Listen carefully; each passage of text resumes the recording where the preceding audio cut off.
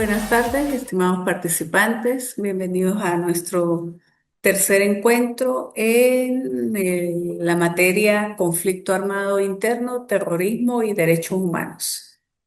Hoy vamos a analizar lo relacionado con las ciencias forenses y los derechos humanos.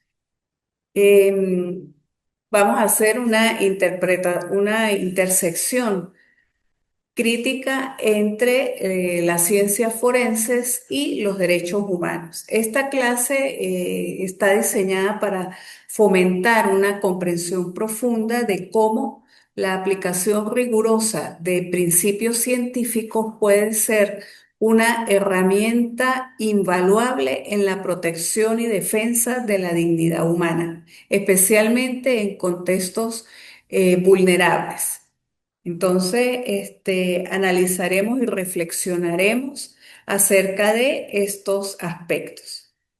En primer lugar, vamos a tratar el papel de las ciencias forenses en la protección de los derechos humanos.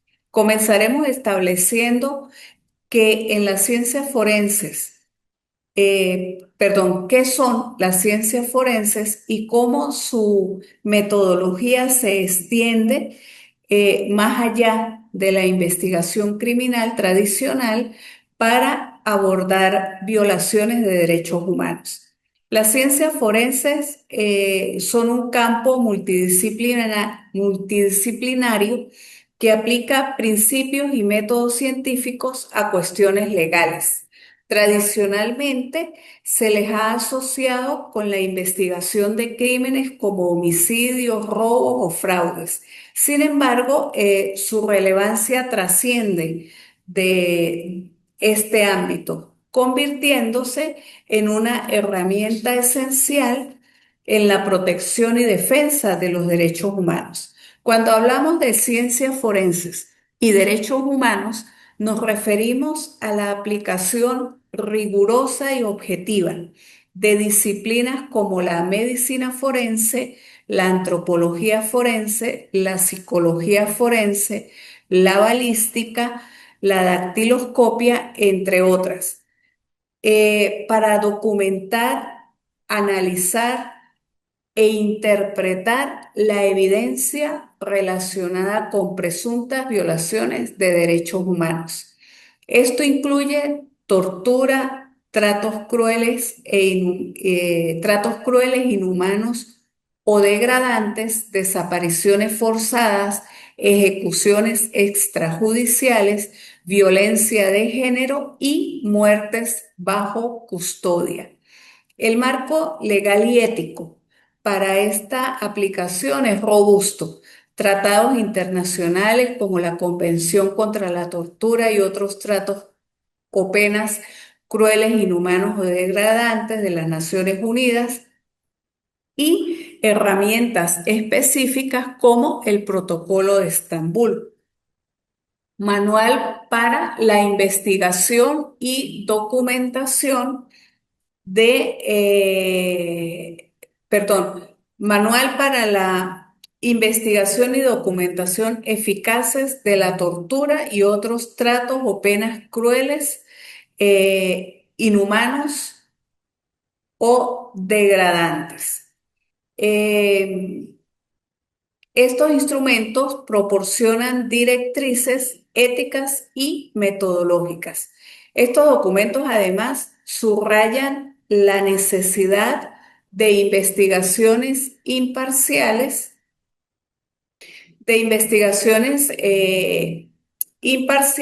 exhaustivas y competentes por parte de los profesionales forenses.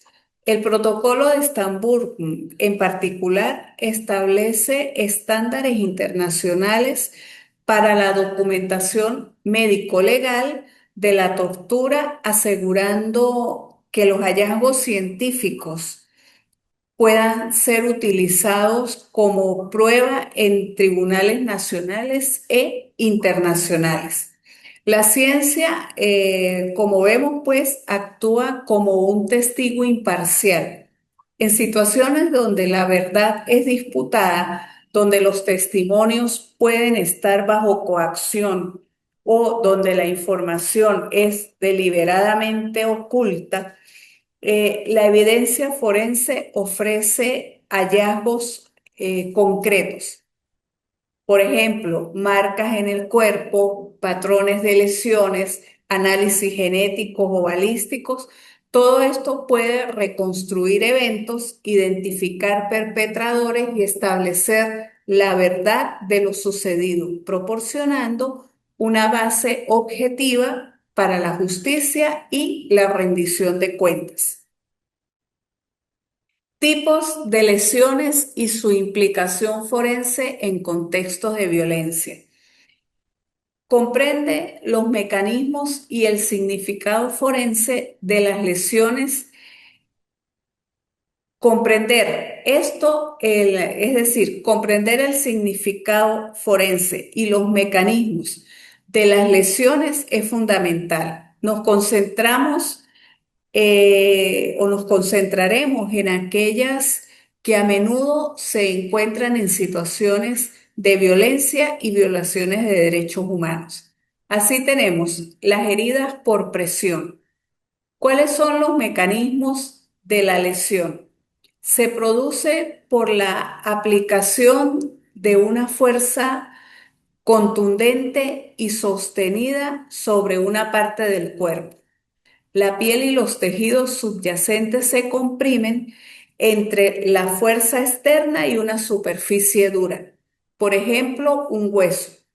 Esto puede causar rupturas de vasos sanguíneos pequeños, es decir, de los capilares, llevando a la formación de contusiones o hematomas o equimosis. Si la presión es muy intensa y prolongada, puede haber necrosis de tejidos o muerte celular o incluso fracturas óseas.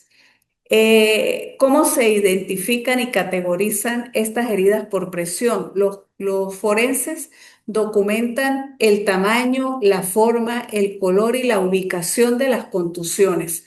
Una contusión puede inicialmente ser rojiza, luego azul violácea, verde amarillenta y al final pues se va desvaneciendo. La forma de la contusión a menudo reproduce la forma del objeto que la causó. Por ejemplo, marcas de dedos, correas o cinturones. ¿Cuál es el significado forense que se le puede dar a este tipo de lesiones o de heridas? Pues, múltiples contusiones de diferentes edades en una misma persona o contusiones en áreas no comunes para caídas accidentales, por ejemplo, en la cara interna de los muslos, en las nalgas, en el cuello. Esto puede ser indicativo de maltrato físico o agresión. La distribución y el patrón de estas heridas son cruciales para diferenciar de estas heridas por presión de lesiones accidentales. En cuanto a las heridas por compresión, tenemos que los mecanismos de lesión implican una fuerza externa que comprime el cuerpo o una parte de él entre dos superficies. La fuerza es más global que la presión, afectando estructuras más grandes. Puede causar desde aplastamientos de tejidos blandos hasta fracturas complejas y lesiones de órganos internos. ¿Cómo se identifican y caracterizan? Las lesiones por compresión pueden manifestarse como extensas contusiones, laceraciones, desgarros irregulares de la piel, fracturas múltiples o síndrome de aplastamiento, donde la liberación de toxinas de los tejidos dañados puede causar incluso falla renal. En el ámbito de los derechos humanos, puede estar asociado a métodos de tortura. Por ejemplo, lo que se llama un submarino seco, que es ser aplastado contra una pared. ¿Cuál es el significado forense de esto? Son altamente indicativas de fuerzas externas significativas que a menudo son hechas intencionalmente. La evaluación forense en estos casos busca determinar la magnitud y la dirección de la fuerza y si es consistente con un accidente o con un acto de violencia.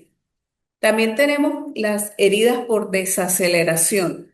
Los mecanismos de lesión ocurren en este caso cuando el cuerpo o una parte del mismo se detiene abruptamente desde una velocidad alta, mientras los órganos internos continúan moviéndose por inercia, causando un estiramiento o un desgarro de los tejidos y los vasos sanguíneos que los anclan.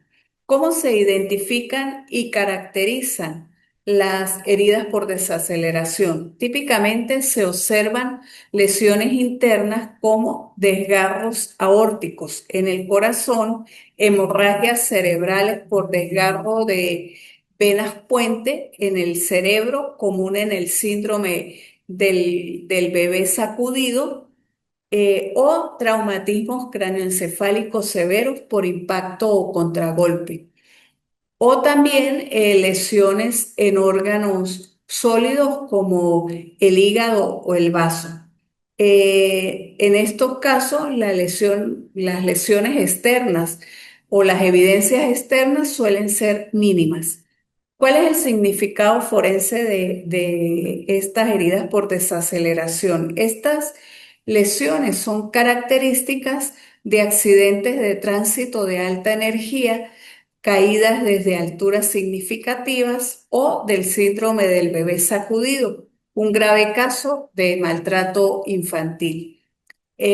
Su presencia en un contexto de derechos humanos podría significar o podría sugerir un intento de ocultar la verdadera causa de una lesión o muerte violenta, haciéndola pasar por un accidente.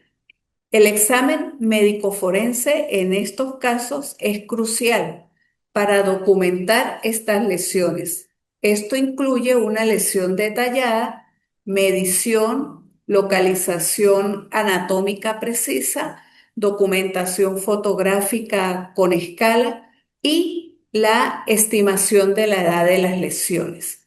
La interpretación de estas características permite al forense reconstruir el mecanismo de la lesión y, en muchos casos, inferir si las lesiones son consistentes con la historia declarada por la víctima o por el agresor o si sugieren un patrón de violencia. La tortura y el maltrato a prisioneros y especial referencia al Protocolo de Estambul. La tortura es un acto deliberado que causa dolor o sufrimiento grave, físico o mental, infligido con un propósito específico, bien sea obtener información, castigar, intimidar o coaccionar por o con la instigación o consentimiento de uno o varios funcionarios públicos. El maltrato, por su parte, es un concepto un poco más amplio que incluye tratos crueles, inhumanos o degradantes que, aunque no alcanzan el umbral de la tortura o la gravedad de la tortura, son igualmente violatorios de la dignidad humana y por lo tanto de los derechos humanos.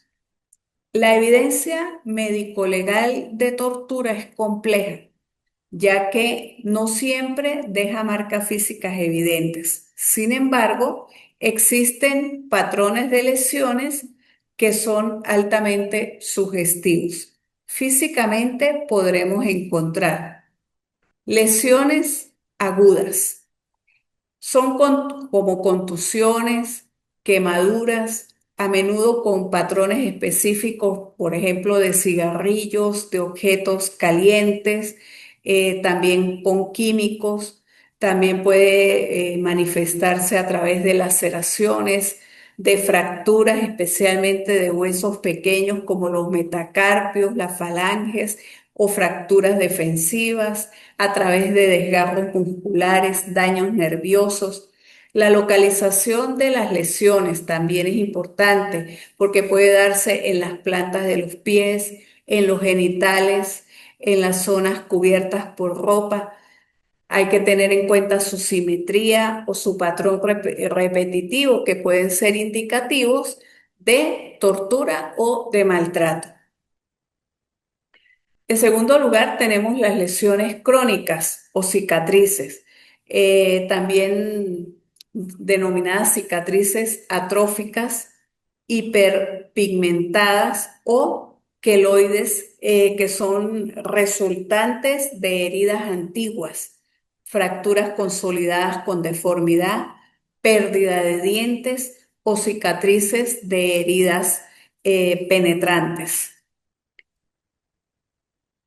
La evidencia psicológica también tiene que ver pues con la tortura y el maltrato a prisioneros. Es tan importante esta evidencia psicológica como lo es la evidencia física. La tortura deja secuelas psicológicas profundas y duraderas, por ejemplo, como lo que es el trastorno de estrés postraumático, TEPT, que es muy común, pero también se observa a nivel de evidencia psicológica la depresión mayor, los trastornos de ansiedad generalizada, fobias específicas, episodios de disociación, insomnio crónico, ideación suicida y dificultades cognitivas en algunos casos como pérdida de memoria o falta de concentración. Estas afecciones deben ser evaluadas por profesionales de la salud mental con experiencia en trauma. La evaluación y la documentación de estas víctimas siguen las directrices del protocolo de Estambul. Este protocolo establece que la evaluación debe ser exhaustiva. Incluye una anamnesis detallada, que es la historia, perdón,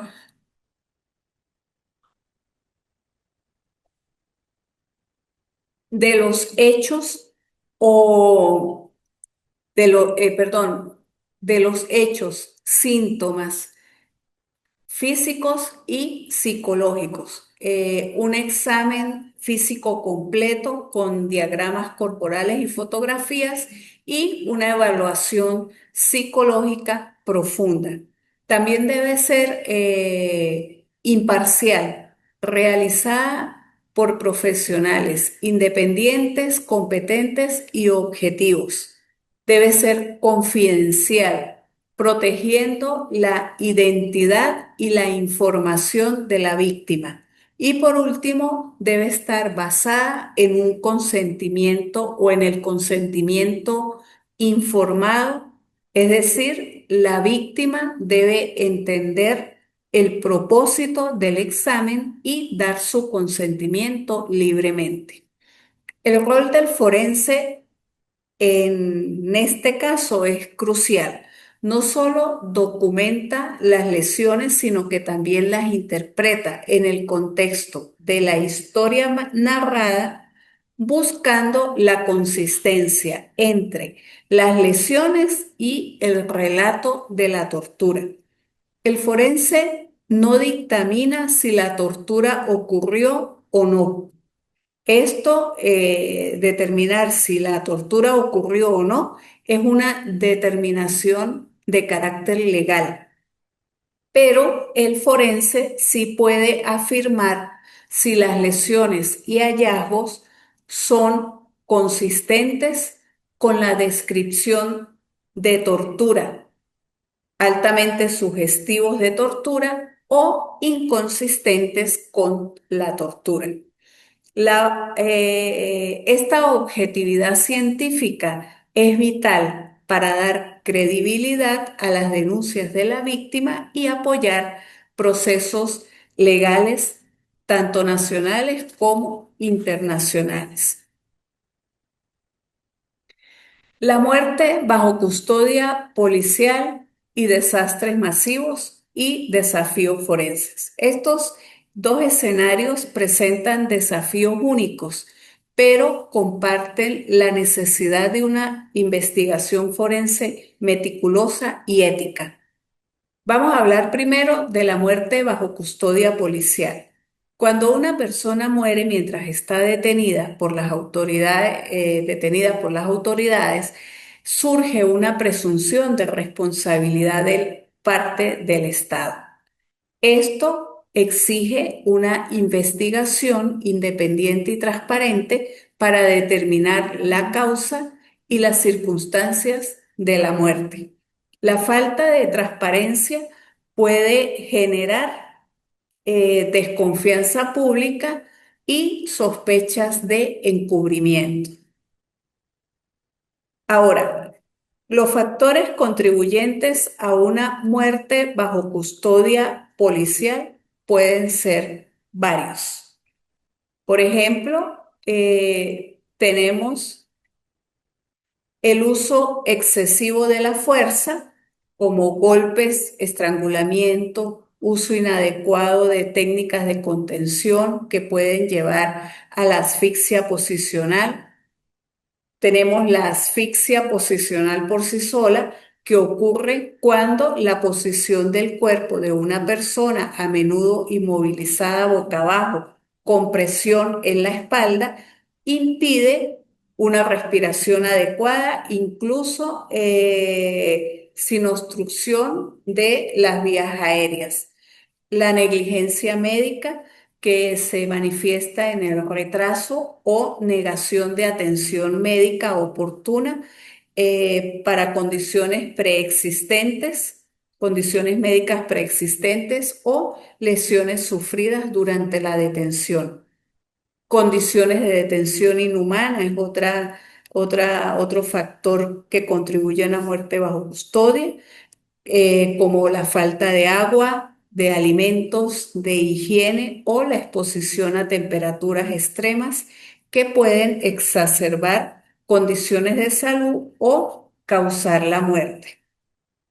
El suicidio, aunque se debe investigar si las condiciones de detención o el trato recibido contribuyen a la desesperación del detenido para llevarlo al extremo de suicidarse o intentar suicidarse. En cuanto a la autopsia, es el pilar fundamental de la investigación. Debe ser realizada por un patólogo forense experimentado que examine cada órgano, busque lesiones internas y externas y recolecte muestras. Los análisis toxicológicos son fundamentales para descartar o confirmar la presencia de drogas o alcohol que puedan haber contribuido a la muerte del detenido, o para identificar sustancias que le hayan sido administradas. Las pruebas histopatológicas, como es el examen microscópico de tejidos, también son cruciales para determinar enfermedades o lesiones microscópicas.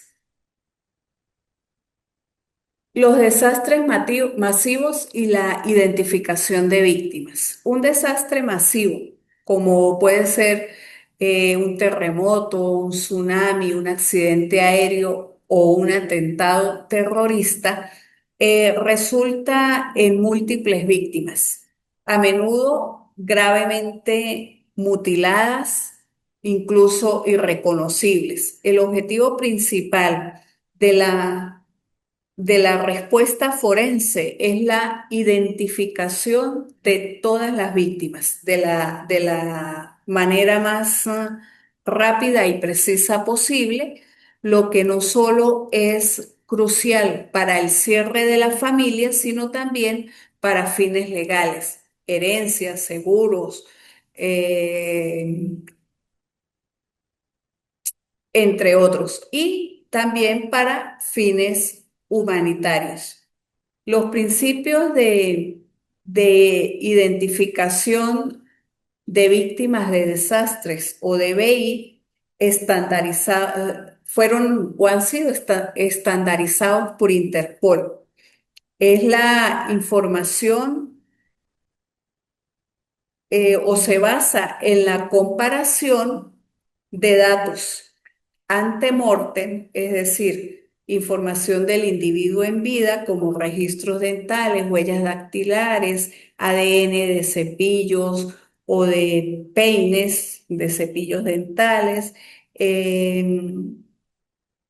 dientes de cabello, características médicas como prótesis, etcétera, con datos post-mortem, que es la información obtenida de los restos, producto del examen dental, del examen de huellas, de las muestras de ADN y de los hallazgos que se hayan obtenido durante la realización de la autopsia.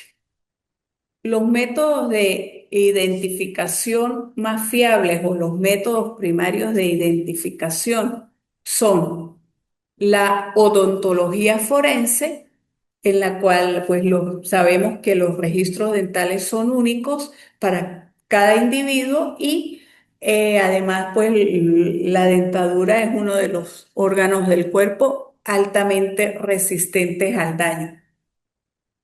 Huellas dactilares. Si los restos permiten la obtención de huellas, de huellas dactilares, pues estos vienen a constituir o a darnos un resultado de identificación positiva al 100%. Y el ADN, el análisis genético, aunque es más lento y costoso, pues es extremadamente preciso y a menudo el único método posible en casos de fragmentación severa o carbonización de las víctimas. Ahora bien, la coordinación y colaboración en estos aspectos son claves. Em, Equipos multidisciplinarios formados por forenses, odontólogos, antropólogos, expertos en ADN, psicólogos, policías, deben trabajar bajo un mando unificado, a menudo con apoyo internacional para manejar la logística, la recolección de evidencia y el procesamiento de los restos. Además de la identificación, hay aspectos éticos y psicosociales significativos, como es la gestión respetuosa de los restos, la comunicación sensible con las familias, el apoyo psicológico a los supervivientes y a los equipos de rescate. Todos estos pues vienen a ser parte fundamental de la respuesta forense humanitaria. Ahora, el rol de los defensores de derechos humanos y la evidencia forense. Los defensores de derechos humanos, ¿quiénes son? Son individuos u organizaciones que promueven y protegen los derechos humanos. En su labor, la evidencia forense es una herramienta poderosa y a menudo indispensable. Colaboración con expertos forenses. Los defensores de derechos humanos a menudo trabajan con expertos perdón, con expertos forenses independientes. ¿Para qué? Para documentar las violaciones de derechos humanos, lo que incluye la realización de exámenes médico-legales a las víctimas, la exhumación de cadáveres, el análisis de fosas comunes, la identificación de restos humanos y la elaboración de informes periciales. Estos informes se utilizan para apoyar denuncias ante organismos nacionales e internacionales, por ejemplo, ante las comisiones de derechos humanos de la ONU o ante la Corte Interamericana de Derechos Humanos o ante la Corte Internacional de Justicia. ¿Para qué? Para litigios estratégicos en tribunales y para campañas de incidencia política y sensibilización pública. La evidencia científica confiere credibilidad y objetividad a las denuncias, haciendo pues más difícil que éstas sean desestimadas. Retos y oportunidades. En cuanto a los retos, en el caso de los expertos forenses imparciales eh, y competentes que tengan acceso a investigaciones relacionadas con eh, torturas o masacres o el descubrimiento de fosas comunes, puede ser limitado en muchos países. A menudo hay interferencia política en las investigaciones, hay falta de recursos, hay amenaza a los profesionales forenses y a los defensores o a la destrucción, incluso se llega a la destrucción deliberada de evidencia. Entonces, la falta de capacitación en temas de derechos humanos entre los propios forenses de algunos estados o países eh, es realmente pues un desafío. En cuanto a las oportunidades, tenemos que la creciente conciencia sobre la importancia de las ciencias forenses en este ámbito ha llevado a la creación de redes de expertos.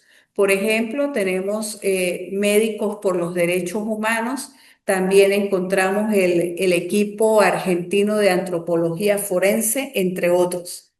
La formación de equipos de respuesta rápida y el desarrollo de protocolos estandarizados, como el protocolo de Estambul o los estándares de Minneapolis para muertes bajo custodia, son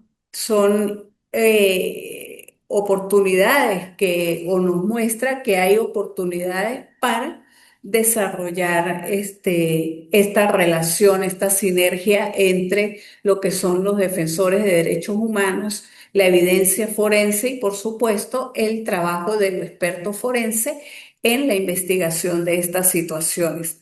De manera pues que la capacitación continua de defensores de derechos humanos y de los profesionales forenses en esta intersección es una oportunidad clave para fortalecer las capacidades de investigación y de documentación. Los estudios de casos prácticos son esenciales para consolidar el aprendizaje. Nos permiten aplicar los principios teóricos o situaciones del mundo real, desarrollando el pensamiento crítico y la capacidad de resolución de problemas. En la guía de estudio que les subiré al aula, se les presentarán varios escenarios donde deberán actuar como expertos forenses o defensores de derechos humanos, tomando decisiones sobre la documentación, el análisis y la presentación de la evidencia. Esto ilustrará cómo cada pieza de conocimiento de las que les he hecho referencia en esta clase se entrelaza para construir un caso sólido en la búsqueda de la justicia. Por ejemplo, un prisionero es liberado con múltiples contusiones, fracturas, fracturas costales y un trastorno de estrés postraumático. Alega haber sido torturado durante su detención. Preguntas de análisis. ¿Qué paso tomaría usted como médico forense para documentar este caso? Por ejemplo, como médico forense, los pasos serían siguiendo rigurosamente el protocolo de Estambul.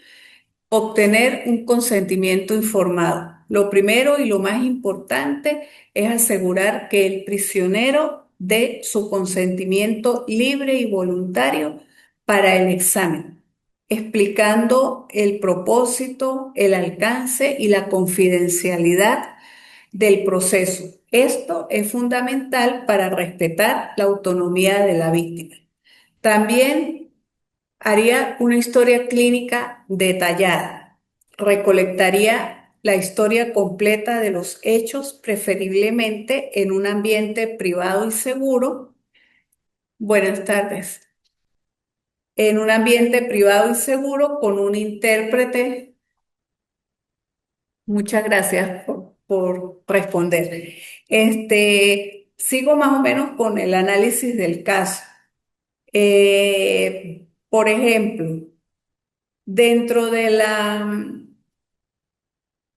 la historia clínica, ¿sobre qué? Deme tres aspectos sobre los cuales usted le preguntaría a esa víctima relacionada con eso que ella alega que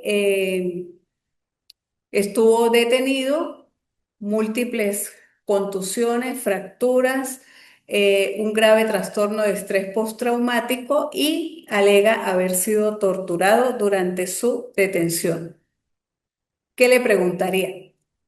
Bueno, Ajá, primeramente yo fui fiscal del Ministerio Público hace aproximadamente 4 años ajá, y bueno, fue en materia de hecho, bueno, no fue el caso de homicidio y fui fiscal de homicidio en Caracas. En Caracas, de homicidio se trabaja como una fiscalía especializada. ajá, Bueno, lo primero que le preguntaría a la persona con los motivos de la detención, ok, ¿verdad? ajá, Dónde estuvo retenido, si tiene conocimiento de los funcionarios actuantes en la detención, ujú, si tiene conocimiento, porque de allí de esa información, de esas preguntas que yo le haga a él, voy a determinar qué fue lo que pasó, porque él cree que es uno responsable. claro, Lo mandaría a hacer todos los exámenes correspondientes según las lesiones que le vean en el cuerpo, ajá, o le consiga yo como médico, para que se le claro, haga. Y de allí, otra pregunta que le haría es si fueron motivos políticos, personales, cuáles serían los motivos. ¿Quién es ajá, la persona? ¿Quién es esa persona que está detenida? ¿Cuál fue el motivo perfecto, de que lo tuvieron así? ajá, Y ubicar los funcionarios policiales o militares que han hecho la detención para hacerle una breve entrevista de cómo sucedieron los hechos, para ujú, corroborar con la entrevista que le haya hecho a la persona que tengo aquí herida, víctima del hecho. perfecto. Sí, está Igualmente, también, dijo, también incluiría allí una entrevista psiquiátrica forense y ajá, psicológica para determinar también qué daño psiquiátrico psicológico le causaron a esta persona. exacto. Muy bien, se me adelantó que le iba a preguntar. No, muy bien. Sí, aquí lo importante de esto es plantearse, ponerse uno como en el lugar de un defensor de Es, derechos humanos y en el lugar de un experto forense, ¿no? En este tipo de estudio de casos. En la guía que les voy a hacer llegar hay varios casos de estudio y de esos van a ir para la evaluación. Yo les voy a explicar cómo va a ser la metodología para eso. Por lo pronto, por la asistencia y la participación hoy, tiene el 20% sobre la nota de la evaluación de esta unidad. ¿no? Que voy a subir el fin de semana, entre mañana y el lunes, eh, lo que son guías de estudio y material de lectura y las actividades evaluativas. ¿Ok? La idea pues es que nos pongamos pues en esos escenarios, ¿no? Para jugar ese rol. Por ejemplo, en un caso de una muerte sospechosa en detención, ¿no? Es otra situación. ¿Qué se haría? O cuando se descubre una fosa común con múltiples cuerpos en una zona en conflicto, entonces, ¿cómo se procedería en ese caso? Eh, es interesante y es bueno pues hacer esa práctica, ¿no? A fines de consolidar conocimiento para futuras actuaciones profesionales. Mario, ya esto se nos acaba el tiempo. Muchas gracias por haber Profe, ido. un rapidito, profe, ¿me escucha? Ajá, sí, dígame. Yo fui fiscal del Ministerio Público y estuve en varias exhumaciones. Ajá, Y cuando yo era abogado coordinador, porque yo soy abogado coordinador, se hizo una exhumación de lo del 27 de febrero, de esas ujú, fosas comunes del cementerio de Caracas, del cementerio ajá, municipal de Caracas. ok, Y entonces, bueno, ahí hubo una participación de, de odontólogos y ajá, de también antropólogos forenses para poder determinar quién eran las personas, si ajá. esta cara que estaba aquí era el referente al otro que estamos buscando. Y un trabajo bastante interesante. Un Sí, trabajo bastante interesante, pero yo como era abogado al coordinador, no era fiscal, solamente pude ir a dos de las muchas que hicieron, ajá. de las muchas actuaciones No, que pero eso hicieron. es interesantísimo.